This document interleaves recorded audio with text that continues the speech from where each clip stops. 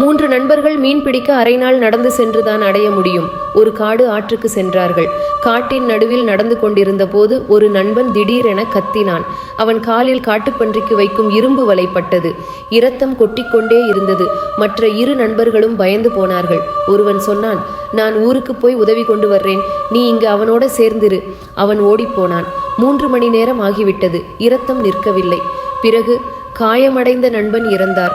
அவனோட அருகில் இருந்த நண்பன் அதை கண்டு மனசு உடைந்தான். மாலை ஆகிவிட்டது. காடு இருண்டது. பயம் வந்தது. அவன் தன்னிடம் சொல்லிக் கொண்டான், பயப்படாதே, கண்மூடி தியானம் பண்ணு. அவன் கண்மூடி 30 நிமிஷம் அமர்ந்திருந்தான்.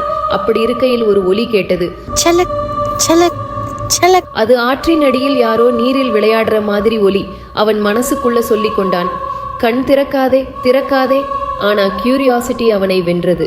அவன் கண் திறந்தான். அவன் பார்த்தது அவனையே உறைய வைத்தது. அவன் இறந்த நண்பன் உயிரோடு உட்கார்ந்திருந்தான். கண்கள் வெள்ளையாக மாறி நாக்கு நீளமாக அவனுடைய கால்வரை வந்து இரத்தத்தை நக்கிக் கொண்டிருந்தான். அவன் கத்தி கண்மூடிக்கொண்டு எல்லா மந்திரங்களையும் சொல்லத் தொடங்கினான். பிறகு மயங்கி விழுந்தான். அடுத்த நாள் காலை மற்ற நண்பன் ஊரிலிருந்து மக்கள் கொண்டு வந்தான். அவன் மயக்கத்தில் கிடந்தான். ஆனால் சடலம் காணவில்லை.